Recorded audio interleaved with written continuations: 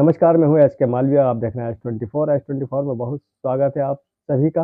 नज़र डालते हैं आज की कुछ खास खबरों पर। कलेक्टर ऑफिस में जन सुनवाई के दौरान कई केस आए जिनमें कलेक्टर साहब ने खुद केस को सुना। जिसमें जहां पर कलेक्टर ऑफिस में अपनी फरियाद को लेकर काफ़ी लोग इकट्ठे हुए हैं और कलेक्टर साहब ने एक एक करके सबकी समस्याओं के बारे में जानकारी ली और जैसे ही जानकारी एकत्रित होगी उन पर कार्रवाई इनके द्वारा की जाएगी।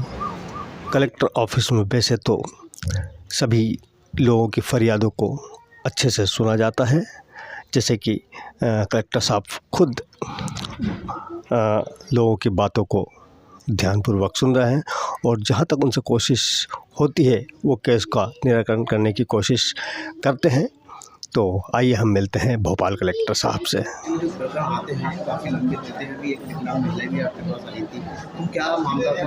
देखिए, ये जो दिव्यांग महिला आई हुई हैं, इनको पर्वतारोहण का काम करना है और पर्वतारोहण के काम में इनको कुछ आर्थिक मदद चाहिए थी, जिस पे आप उनसे जानकारी ले सकते हैं। हमने 10,000 रुपये की तुरंत मदद कर दी, बट उनका कहना था कि हमें 50,000 रुपये की मदद चाहिए। तो अभी मैंने माननीय मुख्यमंत्री जी के स्वच्छा अनुदान कोष में बात की है, तो जो रिमेनिंग 40,000 अमाउंट है वो वहाँ से मदद का आश्वासन मिला है। तो आपने देखा कि हम लोगों को मदद इमीडिएट करते रहते हैं। ये हो सकता है कि मदद थोड़ी कम थोड़ी ज़्यादा हो जाती है, बट हम लोग करते रहते हैं। उनको वो मदद हमने पहले ही कर दी। तो इस तरीके से बहुत सारे रेवेन्यू के मामले आते हैं, बहुत सारे दूसरे, कुछ तत्काल निराकरण योग्य होते हैं, कुछ में टाइम लगता है। उनको हम सीएम हेल्पलाइन पोर्टल पे दर्ज कराते हैं और सीएम हेल्पलाइन पोर्टल पे जो दर्ज कराते हैं तो फिर उसका निराकरण क्या है वो हमारे उस लिस्ट में आ जाता है। एक भी ऐसा केस नहीं रहता है कि जो हम सीएम हेल्पलाइन पोर्टल पे दर्ज न कराएं। इसके अलावा अगर कोई बहुत सेंसिटिव मामला रहता है तो उसको फिर हम टीएल में डालते हैं या हम पर्सनल अधिकारी के हाथ में देके उसकी मॉनिटरिंग करते हैं। इस 3 तरीके के मैकेनिज्म से हमने प्रायोरिटी सेट करके रखी है। उससे हम जो जन सुनवाई के केसेस का निराकरण करते हैं और हमारा जो सेटिस्फैक्शन परसेंटेज है वो 60% के आसपास रहता है। केवल जो ज़मीनों के या वो जो ऐसे विवाद रहते हैं वो इमीडिएट यहाँ पे सॉल्व नहीं हो सकते। उसमें जाँच रिपोर्ट लगती है 10 साल, 20 साल, 25 साल से लंबित जो मामले। अदरवाइज जितनी शिकायतें होती हैं वो कोशिश करते हैं तत्काल निराकरण। सर, कई प्रकार ऐसे हैं जो काफ़ी लंबे समय से चल रहे, 4-5 साल से चल रहा है और आए दिन भटकते हैं। नहीं, देखिए क्या है वो, जैसे अगर आप केस के डिटेल में जाएंगे तो फिर आपको लगता है कि उसमें कई कॉम्प्लिकेशन होते हैं। कई कोर्ट केसेस चल रहे थे, high court, supreme court, civil में, तो उनमें थोड़ा सा टाइम ज़्यादा लगने की संभावना रहती है। अदरवाइज सामान्य समस्याएं तत्काल। महिलाओं की समस्या का सर निराकरण आप किस तरह से करते हैं? नहीं, देखिए क्या है, महिलाओं और पुरुष सभी लोगों का हम निराकरण करते हैं। महिलाओं का प्रायोरिटी पे लेते हैं, दिव्यांगों का प्रायोरिटी पे लेते हैं, तो उसको हम कोशिश करते हैं कि समय पे निराकरण। पंचायतों में भी जन सुनवाई होना चाहिए, किसी भी पंचायत में जन सुनवाई उसके लिए हम निर्देशित करेंगे। यहाँ पे दुकान लगाते थे, वो दुकान हमारी हटा दी। अब हम लोग कहाँ जाएंगे? एक महीना तो हो गया अभी हटाने को, लेकिन हम बहुत साल से बैठते हैं। हम लोग तो प्याव के नीचे लगाते, मतलब जो बड़ा वाला झाड़ है उसके नीचे बैठते हैं, छोटी छोटी सी दुकान करके। 40 साल हो गए सर, हमारे जो बुढ़े दादा दादी थे सब मर गए, लेकिन अभी तक वो 1 महीना हो गया, लेकिन अभी नहीं लगान दिया। हम लोग कहाँ जाएंगे? सर ने बोला है, देखते हैं, मैं बात करूंगा, कल आके देखूंगा उधर ही आके कैसा है क्या है। न्यू मार्केट प्याव के नीचे, न्यू मार्केट प्याव बहुत परेशान है सर। हम लोग कहाँ जाएंगे? वो अंगूठी छल्ली की है, चूड़ी की है, मोनाई की है, कड़े की है, सब अलग अलग लगा दी। सबकी दुकानें अलग अलग सामान। बेसिक दुकान होंगी, मतलब वो जमाने से 8 आने 4 आने 10 पैसे की रसीद थी नगर निगम की, वो जमाने से लगाता। अब आप क्या चाह रहे हो? लगाने जगह चाहिए लगाने के लिए, वही चाहिए। बाकी हम लोग कहाँ जाएंगे? हमारी दुकान लग जाए बस, वही चाह रहे हैं कि हम वहीं बैठे। वहाँ पार्किंग बनाने सोच रहे बड़े बड़े दुकान वाले, गाड़ी रख रहे हैं, सही है। अब वही उसी से तो हमारी रोजी रोटी चलती है सर। नाम पूजा साहू है, मैं हिनोती सड़क से आई हूँ। मेरे पिताजी की पैतृक संपत्ति थी, दादाजी की, तो भाइयों में बंटवारा हुआ, तो उन लोगों की बटान चढ़ी। वो बटान कुटरचित तरीके से गलत चढ़ा दी गई है तहसीलदार आरआई पटवारी ने मिलकर। आपने इसमें बेरसिया एसडीएम, तहसीलदार, पटवारी, इनसे आपकी बात हुई होगी? सब लोगों से बात हुई है पर किसी ने भी सुनवाई नहीं की। अब आपने आज कलेक्टर साहब को कलेक्टर साहब को भी आवेदन दिया है मैंने। कलेक्टर साहब ने क्या कहा है? उन्होंने आदेश तो दिया है पर अब कल पैसी है। कल कहाँ पेशी दे रही है? SDM कार्यालय में कल पेशी है। पेशी। आप यहाँ पर आए? 20-22 साल से मेरी ज़मीन कर रही मैं। 2 साल से दिनेश साहू परेशान कर रहा हूँ। केस चल रहा हो तो केस जीत चुकी। सोयाबीन वो चोरी सोयाबीन काट लो, अब पर जब फसल नहीं बोन दे रहा। जाऊँ तो मार भी आए, बच्चों ने लेके जाऊँ तो मार भी आए। हाँ, गाड़ी गिलोच करे ना समझ में, ना समझ बनिया टोड़ी। हाँ हुई, उन्होंने बोल दिया अब करेंगे। अब वो नहीं बोली, अब नहीं दिया, अभी बाट सब करे बस। बेरसिया बम्मा भाई।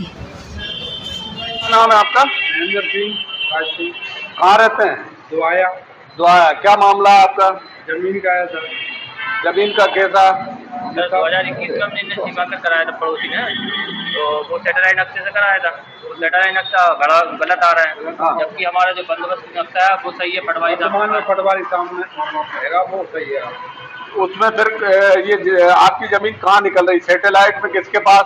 नहीं, वो सैटेलाइट से वो जो नाला है 88 नंबर इनका, वो नाले को पार करके आ रही है। और 1 एकड़ जमीन अपने हमारी जो पड़ोसी है उसमें निकल रही है, तो वो पूरी तरह से गलत हो रहा है। और हमने 2021 में उन्होंने सीमांकन कराया था, तो हमने हाई कोर्ट से उसको चैलेंज किया था डिसीजन करके। तो इसके बाद में भी उन्होंने वहाँ से हम जीत गए, तो उन्होंने 90 दिन का दिया। हम बोलना है तहसीलदार साहब आप सीमांकन करें, लेकिन आप उचित हम सबको अच्छा लगे जरीब से वो करें। सैटेलाइट से गलत आ रहा है। नहीं तो फिर सीमांकन तहसीलदार नहीं कर रहे हैं? नहीं, वो करने के लिए तैयार है, लेकिन वो जो सैटेलाइट से कर रहे हैं। अच्छा, आप जरीब से चाहते हैं या आप ऑनलाइन नक्शा सुधरवा आप करवाएं? सैटेलाइट वाले नक्शा जो है उसको सुधरवा। तो सैटेलाइट वाले उससे आप जो कर रहा है, तो आपको कुछ शंका है कि कोई प्रभावित आपकी उसको सीमांकन को कर सकता है? हाँ, कर रहा है। क्यों कर सकता है? वो साहब विधायक का पीए है। अच्छा, हाँ, विधायक के पीए है जीतन बघेल। और लग रही साहब हमारी कोई नहीं सुना, हमारे तहसील में नहीं सुना, ना एसडीओ साहब का सुना। और हम यहाँ 2 बार आए, जनसुनवाई में 2 बार आए। तो आप विधायक जी के पास नहीं गए? गए थे एक बार साहब, वो कह रहे कि वो मेरी भी निकल रही 15 एकड़ जो है, मेरी भी निकल गई 15 एकड़ में। क्या कर विधायक जी ने ये बोला? पहले गए थे साहब, पहले नकदी भेजी थी वो 2021 में, मतलब मेरी खुद निकल गई 15 एकड़। आप मतलब 15 के विधायक जी इतने अच्छे हैं कि 15 एकड़ जमीन छोड़ दी? और उनकी कहाँ वही सुराय में ही क्या उनकी जमीन? तर्क कर रहे थे वो, लेकिन हमें जिन्हें कह रहे थे आपकी संतुष्ट कुछ कर रहा है, वो तर्क दे रहे थे कुछ नहीं है, उनकी निकली नहीं निकली इसका हमें नहीं पता, लेकिन वो तर्क कर रहे थे कि मैं क्या करूँ, क्या हम भी क्या करें। सहायता के लिए उन्होंने बोला कि आप मैं कुछ। अच्छा, कलेक्टर साहब ने क्या आदेश दिया? अभी कुछ बात हुई कलेक्टर साहब ने ये कहा कि वो सैटेलाइट से ही मतलब हो रही है सब जगह, सैटेलाइट से बोल रहा है। हमने ये साहब सैटेलाइट से होते हैं, पटवारी वर्तमान नक्शा तो जरिए से कराई जाए। सैटेलाइट नक्शे को सुधार करा जाए, पूरा गाँव सुधार करना था। इसकी भी पूरे गाँव में ये समस्या है। हाँ, पूरे गाँव में समस्या है। जो भी नप पाएगा वो अपनी जमीन चढ़ जाएगा। अच्छा, हमने जमीन खरीदी नहीं, हमें पूछते नहीं जमीन। अपना नाम बता दीजिए, एड्रेस बता दीजिए। महेंद्र सिंह अमरजी, हाँ, ग्राम दोया, तहसील बैरस के जिला। आपका क्या नाम? मेरा नाम अनिल है। मेरे पिताजी हमारी जमीन जो निकल रही है, मेरे पिताजी के नाम से निकल रही है। गुजरात दोया खोली है और दोया के रहने वाले हम पड़ोसी काश्तकार हैं, और बाकी जो भी पड़ोसी काश्तकार हम सभी दुखी हैं सीमांकन से। सर मैंने आवेदन आपके पास कई बार दे दिया, और सर मैं आई भी थी, स्वयं भी आई थी, लेकिन मेरा कोई समाधान सर नहीं निकल रहा है। और सर मैं क्या अकेली बच्चों को, दोनों बच्चों को अकेली पाल रही हूँ, सिंगल मदर हूँ सर मैं, और मैं भटक रही हूँ सर। 1 महीना हो गया सर अटेंडेंस। मेरी बात करा दो। हाँ सर, मेरा पद खाली है वहाँ पर। हाँ, मेरी बात कराओ। तो मैडम से बात करानी है आपकी? नहीं दिया, अभी किसने फोन दिया? ये सर ने, सर को दिया है मैंने सर, और मैंने जानकारी करी है, जो सरला खड़े हैं वो हायर सेकेंडरी स्कूल की टीचर हैं सर। मेरी जगह कोई भी नहीं आया है, मुझे सर भ्रमित किया जा रहा है। मेरी बात कराओ। जी, आपसे बात करना चाह रहे हैं सर। जी, इनका ये है कि ये अतिथि शिक्षा कहता है। जी जी हेलो, हाँ जी जी इसके लिए अतिथि के लिए मैं अप्लाई किया है और इसकी जगह पर वहाँ पर उसका टीचर आ गया है, जी। अतिशेष को वहाँ शिफ्ट हो गया है। और ये जबरदस्ती ये कह रही है कि भाई मुझे वहाँ पर रखा जाए, मुझे ज्वाइन कराया जाए।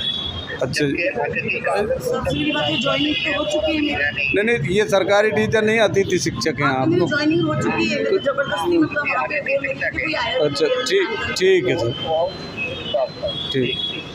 क्या समस्या है? मैं सर सुल्तानिया हायर सेकेंडरी उच्चतर माध्यमिक विद्यालय शाहजहानाबाद है, वहाँ पे मैं पढ़ाती हूँ संस्कृत विषय।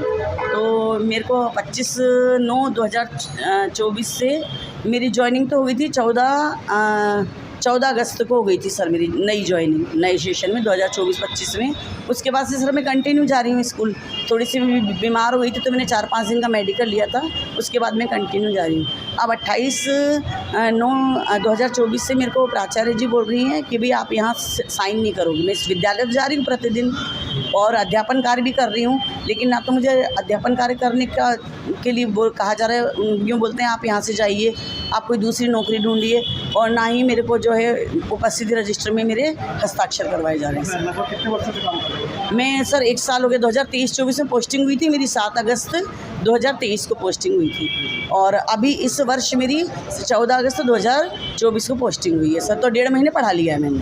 अतिथि शिक्षक है? हाँ, अतिथि शिक्षक हूँ, लेकिन सर मेरी जगह कोई भी टीचर नहीं आई है। हाई स्कूल में आई है एक टीचर संस्कृत विषय की, और इंग्लिश के सर 3-3, 4-4 टीचर हैं वहाँ, उसके बाद भी अतिथि शिक्षक रख रखे हैं।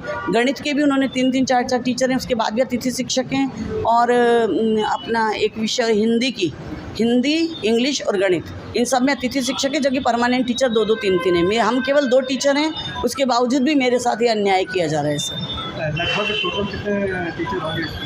अब टीचर तो सर परमानेंट टीचर तो कम से कम 38 हैं, परमानेंट जो हैं सारे टोटल 38 परमानेंट टीचर हैं। कितना होगा लगभग? अब बच्चों का सर मेरे को इतना आइडिया नहीं है, बाकी बच्चे काफ़ी हैं।